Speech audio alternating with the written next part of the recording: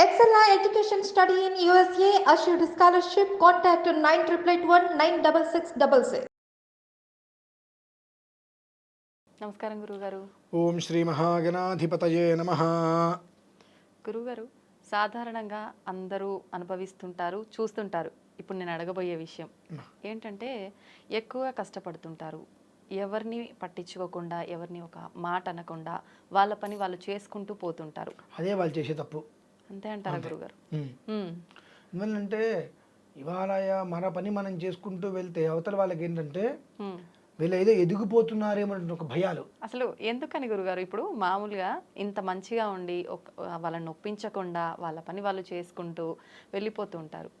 వాళ్ళ వల్ల వాళ్ళకైతే ఏ ఇబ్బంది లేదు కదా గురువుగారు. కానీ ఆపోజిట్ పర్సన్ వల్ల వీళ్ళపైనే లేనిపోని నిందలు, వీళ్ళకే మాటలు, అక్కడి నుంచి వదిలేసి వెళ్ళిపోవాలి అనే పరిస్థితులు క్రియేట్ అవుతుంటాయి. ఎందుకని గురువుగారు? ఎందుకు జరుగుతుంది ఇలా? దీనికి ఒక చిన్న కథ చెప్తా. ఓకే గురుగారు. ఇటువంటి మనస్తత్వం ఉన్న వాళ్ళకి ఇది అర్థం కావాలి. ఒక చీమ, ఆ చీమకు ఒక పని అప్పచెప్పారు.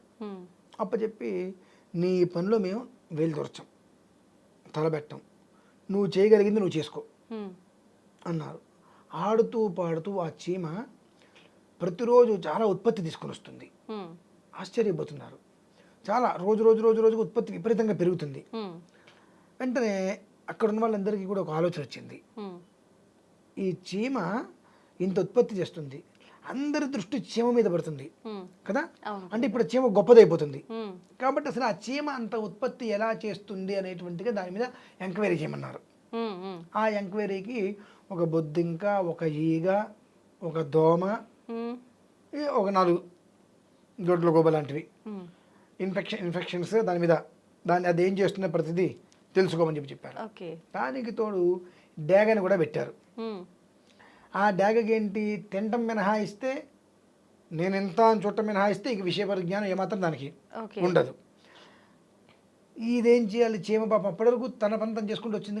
ఆ రోజు నుంచి రోజు లెక్కలన్నీ అప్పచెప్పాలి. ఉదయం నుంచి సాయంత్రం వరకు ఎంత తీసుకొచ్చింది, ఎలా తీసుకొచ్చింది, ఏంటి మొత్తం లెక్కలు మొత్తం డీటెయిల్స్ అన్ని ఇవ్వాలి.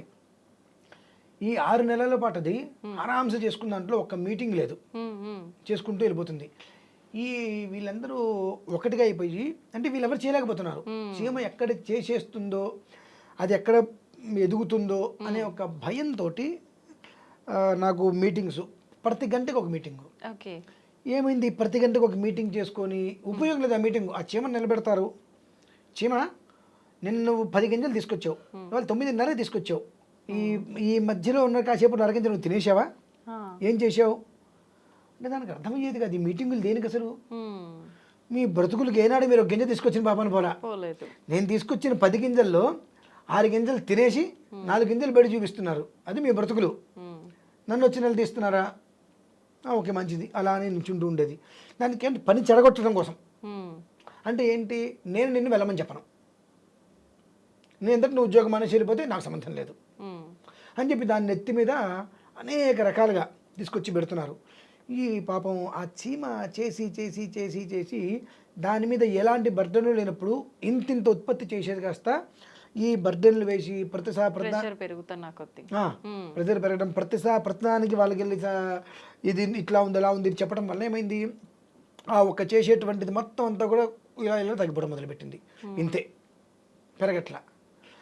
ఇంతలో కూడా మరి బొద్దింకని పెట్టారు, ఈగని పెట్టారు, దోమని పెట్టారు, ఇకపోతే దాంట్లో గుడ్ల గూబని పెట్టారు.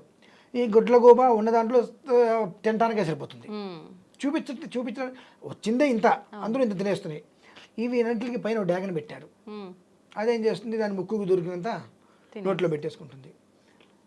ఈ చీమ ఆ పై అధికారి దగ్గర 2-3 సార్లు వెళ్ళి ఇలా జరుగుతుంది అని చెప్పింది. ఆ పై అధికారికి భయం ఏంటి, నేను ఈ స్టాఫ్ని తీసేస్తే మళ్ళీ ఈ స్టాఫ్ రాదు, కొత్త స్టాఫ్ వస్తే మళ్ళీ ఎప్పటికి నిలబడతాము అని ఒక భయం.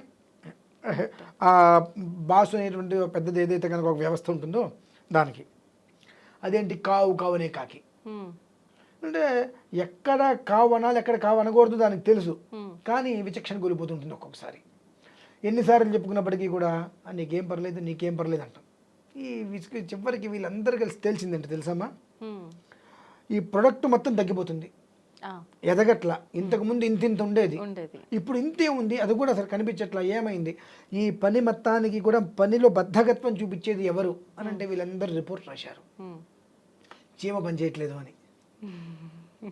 పని చేసేదాన్ని పాడు చేశారు.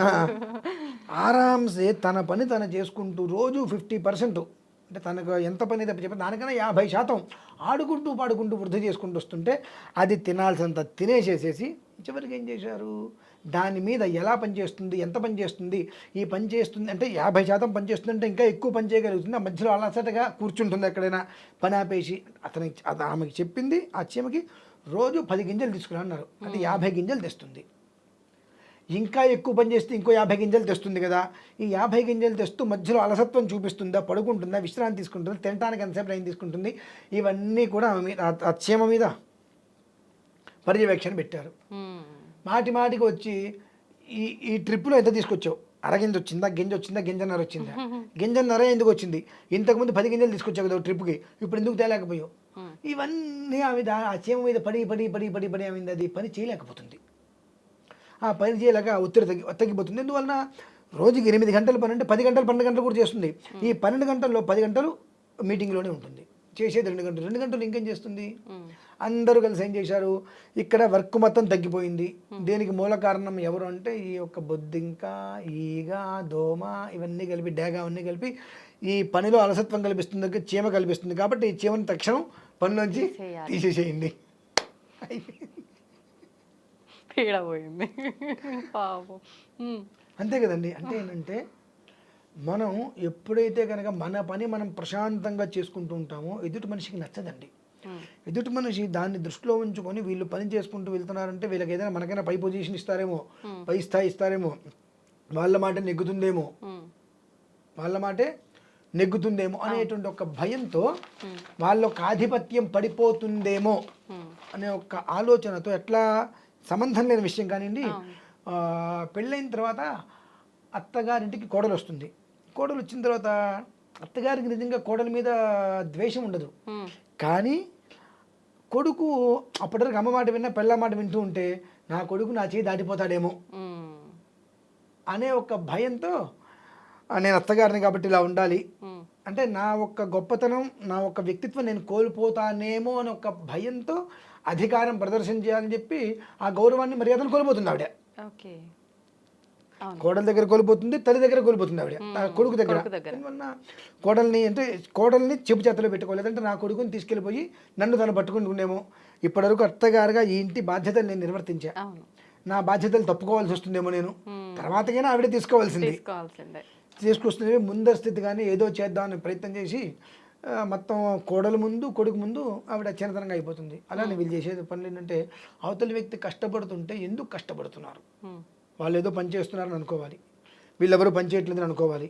అంటే ఇక్కడ మనం ఎవరం పని చేయకుండా కూర్చున్నామో వాళ్ళు మాత్రమే పని చేస్తున్నారా, దీనివల్ల వాళ్ళకి ఏదో వృద్ధి కలుగుతుందనో, వాళ్ళ పేరు ఏదో 10 మందికి తెలియాలని వీళ్ళు ప్రయత్నాలు చేస్తున్నారా. కాబట్టి వీళ్ళకి ఆ ప్రయత్నాల నుంచి బయటికి రావాలంటే వాళ్ళ మైండ్ దేనికి ఇబ్బంది పడుతుంది, ఇక్కడ మాటలు అక్కడ, అక్కడ మాటలు ఎక్కడ, ఇది వద్దు అది వద్దు, అది చేయడానికి వీలేదు, నాకు చెప్పాల్సింది నాకు చెప్పకుండా చేయడానికి సంబంధం లేకపోయినప్పటికీ కూడా, నేను చేసే పనితో వాళ్ళకి సంబంధం లేదు, అయినా నేనేం చెప్తాను, వాళ్ళకే చెప్పండి, అతనికే చెప్పండి, ఈ బటన్ అతను వచ్చి నొక్కితేనే ఓపెన్ అవ్వాలి, అతనికే చెప్పండి. ఇలా ప్రెజర్ పెట్టడం వల్ల ఏమవుతుంది, అతనికి ఆ మనిషికి మెంటల్గా అప్సెట్ అయిపోతాడు. కానీ అర్థం కాని విషయం ఏంటంటే ఆ మనిషి అక్కడి నుంచి వెళ్ళిపోతే అధోగతి పాలు అవుతుంటారు కూడా. అంటే అలా వర్క్ చేసే వాళ్ళు ఉండరు. ఆ వర్క్ చేసే వాళ్ళు ఉన్నప్పుడు వాడిని బతిమిలాడుకోను, బొజ్జగించుకోను, ఏదో ఒక రకంగా చేయించుకోవాలి. అంటే వాళ్ళని బతిమిలాడుకుని బొజ్జగించుకుని ఇంకో గంట ఎక్కువ చేస్తారు. అటువంటి చేస్తున్నావు కాబట్టి నెత్తి మీద బరువు పెడతాను, బరువు మోసుకొని చెయ్యి అంటే దానికి కూడా సిద్ధపడిన తర్వాత కూడా కాళ్ళ కింద కూడా నీకు బరువు పెడతాను అయినా ఉన్నాడు అంటే వాళ్ళు వెళ్ళిపోవాలి ఉన్నప్పటికీ కూడా ఆ పై నుంచి వచ్చేటువంటి వ్యవహారం ఉన్నప్పుడు ఆ పై వాళ్ళకి ఇచ్చేటువంటి మర్యాదతోటి వెళ్లకుండా ఉంటారు. కానీ కింద వాళ్ళు చేసే చేష్టలు ఎలా ఉంటాయంటే తనకు తానే ఇక్కడి నుంచి, ఇది మీరు ఒకటి కాదండి, దాదాపుగా ప్రతి ఒక్క ఎంప్లాయీస్లో ఉన్నది ఇదే. దాదాపుగా ఎన్నో సాఫ్ట్వేర్ కంపెనీలు ఇటువంటి నేను చూసా, కొన్ని మీడియాలో కూడా చూశానండి ఇవన్నీ. ఒక మనిషి ప్రశాంతంగా తన పని తను చేసుకుంటాడంటే ఎంతవరకు ఆ మనిషిని మనం తొక్కేయచ్చు అనేటువంటి రీసెంట్గా ఇక్కడ మనకు మధురానగర్లో ఒక ఛానల్ ఒకటి ఉంది. మ్మ్. మధురానగర్ నుంచి కొంచెం లోపలికి వెళ్ళాలి. ఓకే. ఆరామ్సే చేసుకుంటూ వస్తున్నారు. అందులో ఒకళ్ళు ఎవరో ఉన్నారు, ఆ అమ్మాయి వచ్చింది, జాగ్రత్తగా చేసుకుంటుంది.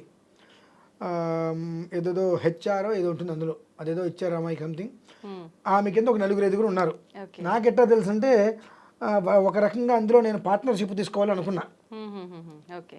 ఒక 2 నెలలు నేను చూస్తాను, నాకు నచ్చితే మొత్తం అంతా నేను టేకప్ చేస్తాను, మేనేజ్మెంట్ మొత్తం నేను టేకప్ చేస్తాను, 2 నెలలు చూసి అన్న.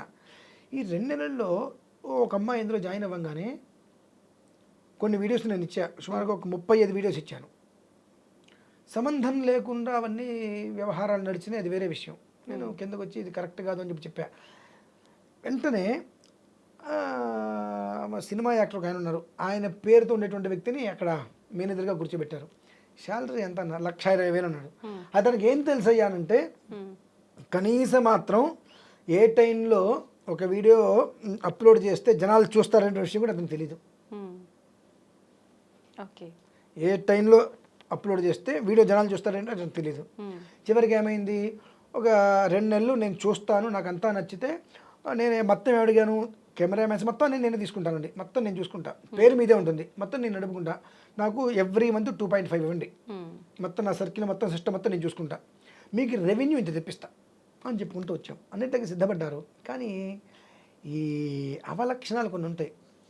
ఈ కుక్క ఎప్పుడు అంటే గుర్ర ఎప్పుడు కషాయవాన్ని నమ్ముతుంది. అలానే ఇంత చెప్పుకుంటూ వస్తున్నా వీళ్ళందరూ కూడా అక్కడ పనికి మాలిన స్టాఫ్ ఉంది, వాళ్ళ మాటలే నమ్మారు. నమ్మి వేరే మా అందరి మీద ఇంకొక హెడ్ ఎవరో కావాలని చెప్పి దానికి 1,20,000 రూపాయలు పెట్టి తీసుకొచ్చి కూర్చోబెట్టారు. దానికి ఏ టైంలో అప్లోడ్ చేయాలి, దాన్ని ఎలా, ఏది తెలీదు. చూసా, ఒక 20 రోజులు చూసా, 30 రోజులు చూసా, నేను తప్పుకున్నా. నాతో పాటు నా టీం మొత్తం వచ్చేసింది, అయిపోయింది. తత్సబ్రహ్మార్పణ వస్తు. ఈ గత 15 రోజులుగా మళ్ళీ ఫోన్ చేసి, గురుగారు ఏదో అనుకోకుండా జరిగింది, ట్యాకప్ చేసుకోండి రండి అంటే, వేరే ఛానల్ వేరో నేను దాన్ని ఎలా పైకి తీసుకొచ్చాను చూశారు, రండి తీసుకుంటున్నారు. మీకు నమస్కారం పెడతానండి, నాకు అసలు ఆ ధ్యాస కూడా లేదు, నేను ఇప్పుడు ఛానల్స్ పట్టించుకోవట్లేదండి, ఏదో వీడియోస్ ఇచ్చుకుంటూ వెళ్ళిపోతున్నాను, నాకు దానికి సంబంధం లేదండి అని చెప్పా. అంటే ఇది ప్రతి చోట ఉందమ్మా ఇది. అంటే నాకు స్వానం, మీరు ఎందుకు అడిగారు కానీ నాకు స్వానుభవం చెప్పచ్చు. ఓకే. వాళ్ళు మరి అంటే ఒక ధర్మంగా ఉండేటువంటి మనిషిని కనుక మనస్సును కష్టపెడితే ఎదగరమ్మా, అగాధంలో కూరుకుపోతారు. అందరూ మొహమాటమే లేదు, అయిపోయింది, వాళ్ళ సర్వీస్ మొత్తం అయిపోయింది, అగాధంలోకి వెళ్ళిపోయారు. ఎక్కడ గురువు గారు ఆపోజిట్ నెగిటివ్గా స్ప్రెడ్ చేసిన వాళ్ళే బాగుంటున్నారు కదా. తాత్కాలికం వేరు, దీర్ఘకాలికం వేరమ్మా. తాత్కాలికం ఉంటుంది కొంతకాలం, కానీ దీర్ఘకాలికం వచ్చి ఉంటే చూశారండి, వీళ్ళు బాగుంటారు దీర్ఘకాలికంలో, కానీ వాళ్ళు అలా ఉండరు. ఎప్పుడైనప్పటికీ కూడా కొంతకాలం నువ్వు చేసేది వెధవ పని అని చెప్పి నీ మనస్సాక్షికి తెలుసు. ఎప్పటికప్పుడు నేను చేసేది వెధవ పని బయట పడుతుందేమో అని భయమేగా నీకు బ్రతుకంతా. ఆ బ్రతుకుతో నువ్వు ఎదురు మనిషిని నువ్వు బెదిరిస్తున్నావు. ఎక్కడో ఎవరో వస్తారు, ఆ రోజు నీ బ్రతికేంటి? నేను అటువంటివి చేయకుండా జాగ్రత్తగా ఉంటే 4 కాలాల పాటు సవ్యంగా ఉంటారమ్మా. ఆ కథకి దీనికి ఏంటంటే ఒక్క చోటని కాదు, దాదాపుగా అన్ని చోట్ల ఇన్ని సాఫ్ట్వేర్స్ చూసినా దాదాపుగా ఒక హెచ్ఆర్ ఎంత ఇబ్బందులు పడతాడో తెలుసు. ప్రతి చోట్ల ఇవన్నీ ఉన్నాయి. ఏంటంటే వాడికి హెచ్ఆర్ అనేటువంటి వాడికి అంటే ఢమ్ రాదు. ఓకే. వాడి కర్మ, వాడి యోగమో వచ్చేసింది ఉద్యోగం. వాడికి ఏ విషయం దేనికి ఏమీ తెలీదు. అందరూ చూస్తుంటే అన్ని చూసి చూసి చూసి ఎప్పటికైనా నేను నేర్చుకోలేకపోతాననే ఫీలింగ్ తప్ప వాడికి ఏమీ తెలియదు. వాడిని ఎవరు వచ్చి ఏమి అడగకుండా వాడి ప్రెజరు, వాడు ఎటువంటి వాడు ఇంట్లో పెళ్ళానికి తెలుసు, పెళ్ళాం కూడా వాడికి ఇచ్చే వాల్యూ అంతే ఉంటుంది కదా. ఆ ఒక ఫ్రస్ట్రేషన్ మొత్తం వీళ్ళ మీద చూపిస్తూ ఉంటాడు. ఇంట్లో ఏం చేయలేక వీళ్ళ మీద చూపిస్తూ ఉండటం. సహజంగా ఒక కంపెనీలో ఉన్నటువంటి మనకన్నా పైన ఉన్నటువంటి వాడు మనల్ని ఇబ్బంది పెడుతున్నాడంటే అది వాడి సొంత విషయాన్ని అనుకునే దానికన్నా పెళ్ళాన్ని ఏమనలేక ఆ ఫ్రస్ట్రేషన్ మొత్తం ఇక్కడ పెట్టుకుంటున్నాడు. కానీ అది ఎంతకాలం, ఒక స్థాయి వరకు ఓకే బాగానే ఉంటుంది. ఆ ప్లేస్లోకి వాళ్ళు కాకుండా వేరే మనుషులు వచ్చారనుకోండి, వీటికి చెవులకి తాటాకులు కట్టి పంపిస్తారు బయటికి, చెరపకురా చెడేవు అంతే. నవ్వుతూ చేసేది ఏడుస్తూ అనుభవిస్తారు చూసారండి. అన్నీ ఎండ్ ఆఫ్ డే అయితే జరుగుతుందండి. అయితే కష్టపడేటువంటి వాళ్ళు కొంచెం ఓర్పు వహించాలి. అయితే ఓర్పు వహిస్తూనే ఉండమని నేను చెప్పను, కొంచెం ఓర్పు వహించాలి. పరిస్థితులు మారుతున్నాయి అంటే ఎప్పుడైనా సరే ఇవాళ ఒక మాట మనం మాట్లాడంగానే రేపొద్దున పరిస్థితులు మారంటే మనం నమ్మకూడదండి. క్రమేపీ 4-5 రోజుల తర్వాత నుంచి పరిస్థితులు మారినంటే ఓకే మనుషులు మార్పు వచ్చిందని అనుకోవచ్చు. వెంటనే ఇవాళ మనం ఏదైనా ఒక విషయం గురించి మాట్లాడాలంటే రేపొద్దునే మార్పు వచ్చిందంటే అది తాత్కాలికం, ఉమ్, 2, 3, 4 రోజులు, ఆ తర్వాత మళ్ళీ మామూలు అయిపోతుంది. అంటే వేడి నీళ్ళ మీద నీళ్లు చల్లినట్టు, మంట మీద మంట మీద నీళ్ళు చల్లినట్టు అంతే. కాబట్టి ఒక 4-5 రోజుల తర్వాత చిన్నగా తగ్గుతుంది అనుకోండి, ఎదుటి మనిషికి అది అర్థమైంది, జాగ్రత్త పడుతున్నాడు అని మనం అనుకోవచ్చమ్మా. అంతే విషయం.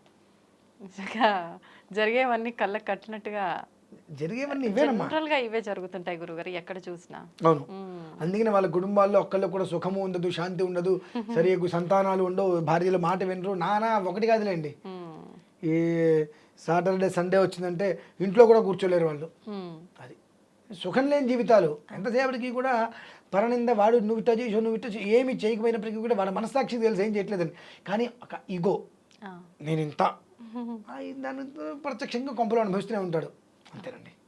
మనం ఆ కాసేపు ఇక్కడ అనుభవిస్తాం, కానీ వాడు 24 గంటల కొంపలో అనుభవిస్తూనే ఉంటాడు. కానీ ఏంటంటే ఇంట్లో వాడుకున్న టార్చర్ని కొలిక్కుల మీద చూపించకూడదండి. ఉమ్, ఎక్కడో నాలాంటి వాడు ఉంటాడు, వస్తారు, ఆ వచ్చినప్పుడు మొత్తం తాడు తీసి కూర్చోబెడతాడు. ఉమ్, ఆనాడు ఏం లేదు, అంత నేను ఇంతటి వాడిని అనుకున్నవాడు కూడా కాఫీ టీ అందించడానికి కూడా పనికిరాదు. ఉమ్. అంటే సింపుల్ లాజిక్ అది. అదే గురుగారు, చక్కగా వివరించారు గురుగారు. Thank you.